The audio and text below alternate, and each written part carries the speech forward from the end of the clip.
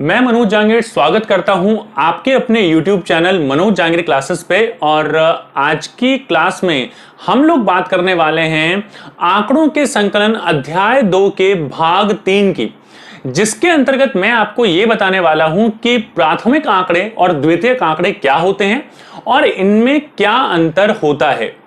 आपको पता होना चाहिए कि जब भी किसी आर्थिक समस्या का अध्ययन किया जाता है तो उसके लिए आंकड़ों का संकलन किया जाता है, उसको समझने के लिए आंकड़ों का संकलन किया जाता है, उस समस्या का समाधान करने के लिए आंकड़ों का संकलन और उसका विश्लेषण करना अनिवार्य है।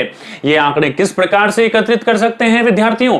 ये हम दो प्रकार से एकत्रित कर सकते हैं। पहला, प्राथमिक आंकड़े, जिसमें अनुसंधानकर्ता, जैसे आप किसी समस्या, आर्थिक समस्या के बारे में अध्ययन कर रहे हैं, आप पता लगाना चाहते हैं आपके जहां पर आप रहते हैं, आपके मोहल्ले में कितने लोग जो हैं वो निर्धनता रेखा से नीचे हैं, कितने लोग जो हैं वो निर्धनता रेखा से ऊपर हैं, कितने लोग हैं जिनका जीवन स्तर जो है वो अच्छा है या किस प्रकार का है। यदि इस तरीके की सूचना आप एकत्रित करना चाहते हैं तो आप इसे दो तरीके से एकत्रित कर सकते हैं।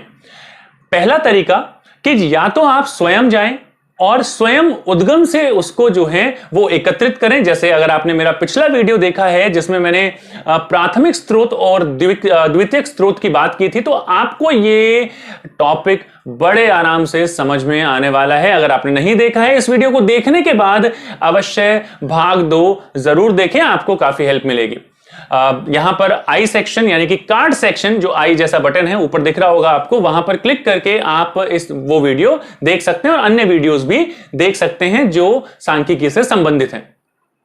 बात करते हैं, जब आप स्वयं एकत्रित करते हैं इस प्रकार के आंकड़ों को तो उसे हम प्राथमिक आंकड़े कहते हैं। यानी कि जब अनुसंधानकर्ता पहली बार आरंभ से लेके अंत तक स्वयं आंकड़ों को एकत्रित करता है उनके उद्गम के स्रोत से, तो उसे हम प्राथमिक आंकड़े कहते हैं। आसान भाषा में, जब अनुसंधानकर्ता स्वयं आंकड़े एकत्रित करता है या अनुसंधानकर्ता के जो हैं मददगार जो होते हैं, मददकर्ता जो होते हैं, सहायक जो होते हैं, उनके द्वारा ये सूचना एकत्रित की जा सकती है।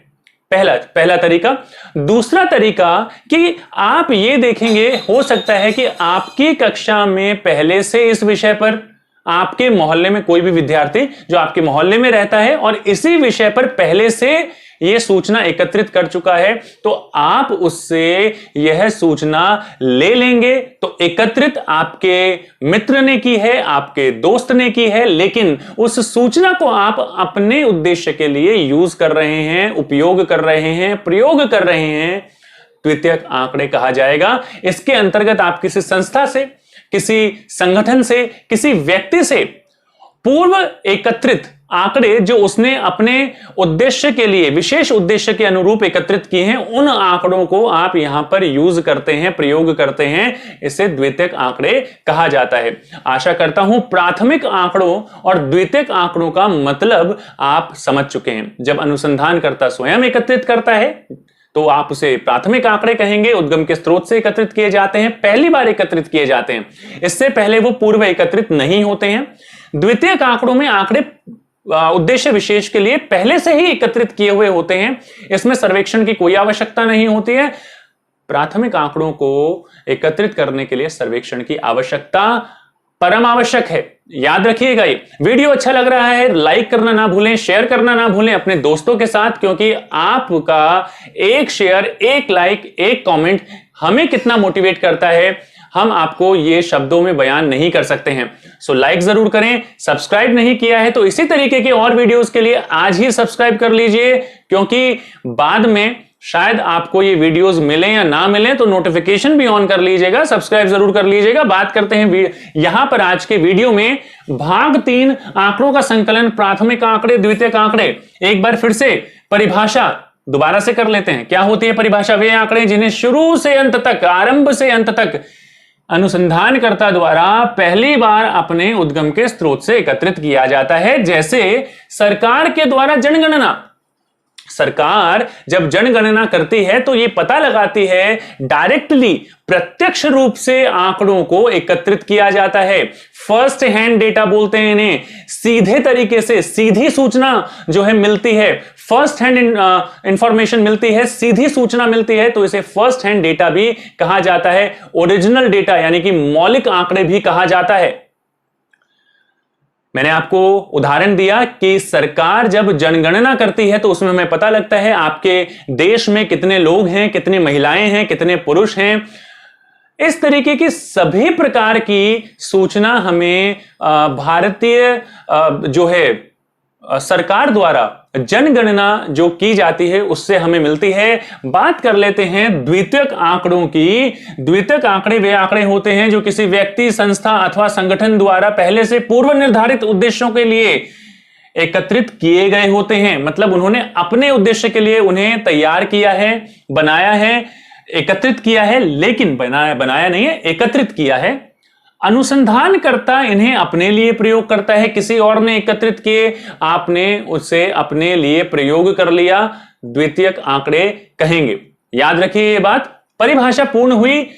उदाहरण की बात करते हैं, जैसे भारतीय सरकार द्वारा आर्थिक सर्वेक्षण किया गया, उसमें आपने जो है पहले से जो है एकत्रित किए गए आंकड़ों को आपने उसके बारे में जो है चीजें बताई, काफी सारी जो है आपने उससे निष्कर्ष निकाले। तो इस तरीके की सूचना को हम यहां पर बोलेंगे, क्या बोलेंगे?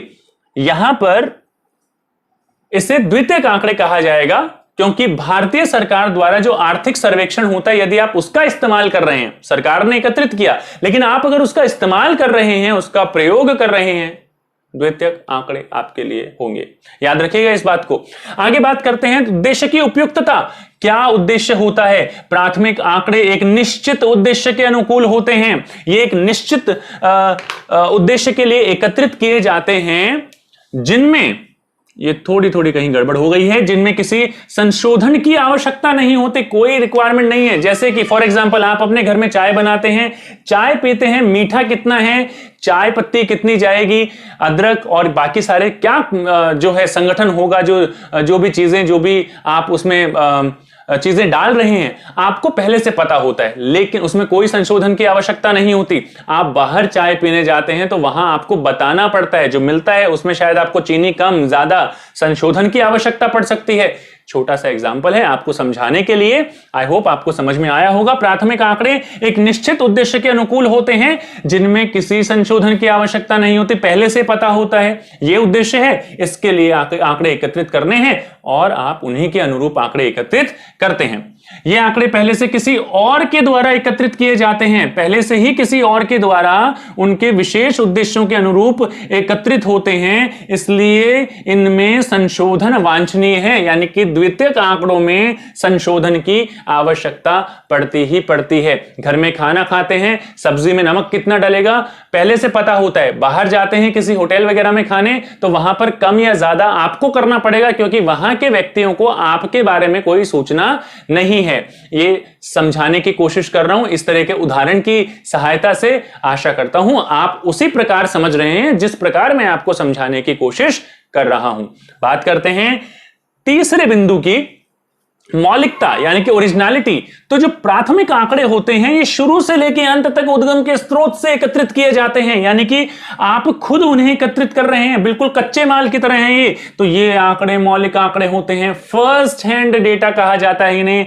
जबकि द्वितीयक आंकड़े जो हैं ये मौलिक आंकड़े नहीं होते हैं, ये अंतिम वस्तु की तरह होते हैं। एक वस्तु बनी बनाई चीज आपको मिल गई, चेंजेस शायद करने पड़ेंगे अपने उद्देश्य के अनुसार आपको, जबकि ये कच्चा माल है। आप इसको अपने उद्देश्य के हिसाब से किसी भी तरीके से मोल्ड कर सकते हैं, परिवर्तित कर सकते हैं। तो ये मौलिक आंकड़े होते हैं, प्राथमिक आंकड़े मौलिक आंकड़े होते हैं, जबकि द्वितीयक आंकड़े मौलिक आंकड़े नहीं होते हैं। उदाहरण भी दे दिया है, ये कच्चे माल की तरह होते हैं, यानी कि आप इसे कुछ भी किसी भी फॉर्म में आप इसको कन्वर्ट कर सकते हैं अपने उद्देश्य के अनुरूप। जबकि ये अंतिम वस्तु की तरह होते हैं, बहुत ज्यादा इनमें संशोधन नहीं कर सकते, पहले से ही एकत्रित आंकड़े हैं, उन्हें अपने अनुरूप कुछ 19-20 आप करके जो है प्रयोग में ला सकते हैं। स्रोत क्या होता है? ये आंकड़े उद्गम के स्रोत से एकत्रित किए जाते हैं भाई, जहां से जो उत्तरदाता जो होते हैं, जो व्यक्ति इन सूचनाओं को अपने आप में समाहित करता है, उनसे हम जाके पूछते हैं और फिर इस तरीके के आंकड़ों को एकत्रित किया जाता है। जबकि यहां पर दूसरी ओर अगर हम बात करें द्वितीयक आंकड़ों की, तो द्वितीयक आंकड़ों में ये आंकड़े पहले से किसी संस्था द्वारा पूर्व निश्चित उद्देश्य के लिए एकत्रित किए गए होते हैं, पहले से एकत्रित किए गए होते हैं। उद्गम के स्रोत से एकत्रित नहीं होते, उद्गम के स्रोत से केवल प्राथमिक आंकड़े ही एकत्रित किए जाते हैं। द्वितीयक आंकड़े स्रोत के, उद्गम के स्रोत से एकत्रित नहीं होते हैं, पहले से ही किसी ने इकट्ठे कर रखे हैं। जैसे आपके दोस्त ने आपके मोहल्ले से संबंधित जो जानकारी थी, जो आपको भी चाहिए, उससे रिलेटेड चीजें जो है उसने पहले से ही एकत्रित कर रखी थी, आपने उसके एकत्रित की गई सूचना को अपने प्रयोग में लिया। लेकिन क्या चीजें होती हैं उसमें भी मैं आपको काफी सारी चीजें बताऊंगा। यहां पर मेरे पास इतना जो है एक स्पेस की कमी है, थोड़ा सा बोर्ड मेरा छोटा सा है और यहां पर बहुत ज्यादा चीजें मैं नहीं लिख सकता, तो 2 पॉइंट्स को मैंने मिक्स कर दिया। समय की खपत, प्राथमिक आंकड़े हैं, प्रत्येक व्यक्ति के पास जाएंगे, पूछेंगे उनसे, जो भी आपके जो है अनुसंधान का उद्देश्य है, प्रत्येक व्यक्ति के पास जाएंगे, पूछेंगे, समय लगेगा, समय ज्यादा लगता है प्राथमिक आंकड़ों में। द्वितीयक आंकड़ों में पहले से तैयार हमें आंकड़े मिल जाते हैं, पूर्व निश्चित उद्देश्य जो है उनके, मतलब जो संगठन, जो संस्था, जो व्यक्ति जिसने वो एकत्रित किए हैं, पहले से एकत्रित सूचना को आप प्रयोग में लाते हैं, तो इसमें कम समय लगता है, क्योंकि सूचना आपको एकत्रित नहीं करनी है, पहले से एकत्रित है। उसके बाद बात करते हैं लागत की। लागत की, इसके अलावा आप ये कह सकते हैं कि जो श्रम है वो भी इसमें ज्यादा लगता है। तीसरा पॉइंट पे आप ऐड कर सकते हैं, समय घड़ी की तरह, श्रम पसीने की तरह, और लागत यानी कि कॉस्ट, साइन लैंग्वेज में बता रहा हूं आपको क्या क्या। सबसे पहले हम बात करते हैं समय की, उसके बाद श्रम की, और उसके बाद पैसे की यानी कि लागत की। तो तीनों जो है ज्यादा लगते हैं यहां पर प्राथमिक आंकड़ों के संदर्भ में, लेकिन द्वितीयक आंकड़ों के संदर्भ में ये तीनों ही कम लगते हैं। इसके अलावा आप जितने भी लाइक देते हैं, जितने भी कमेंट करते हैं, वो हमें कम लगते हैं। तो जितने ज्यादा लाइक और कमेंट कर सकते हैं जरूर करिए। इंस्टाग्राम, फेसबुक पर भी अवेलेबल है, फॉलो करना चाहते हैं जरूर फॉलो कीजिए। अब यहां पर बात करते हैं विश्वसनीयता और उपयुक्तता की। तो विश्वसनीयता और उपयुक्तता की अगर हम बात करें, तो ये प्राथमिक आंकड़े विश्वसनीय होते हैं, उपयुक्त होते हैं, क्योंकि आपने स्वयं अपने पूर्व निर्धारित उद्देश्यों के अनुरूप इन्हें एकत्रित किया है। तो आप जो आंकड़े एकत्रित करते हैं ये जो है उपयुक्त भी हैं और उसके अलावा विश्वसनीय भी हैं। जबकि किसी और के द्वारा एकत्रित किए गए आंकड़ों को जब आप स्वयं के उद्देश्य के लिए प्रयोग करते हैं, तो ये उतने विश्वसनीय और उतने उपयुक्त नहीं होते जितने प्राथमिक आंकड़े उपयुक्त या विश्वसनीय होते हैं। तो ये कम विश्वसनीय एवं उपयुक्त होते हैं। आगे बात करते हैं समायोजन की आवश्यकता।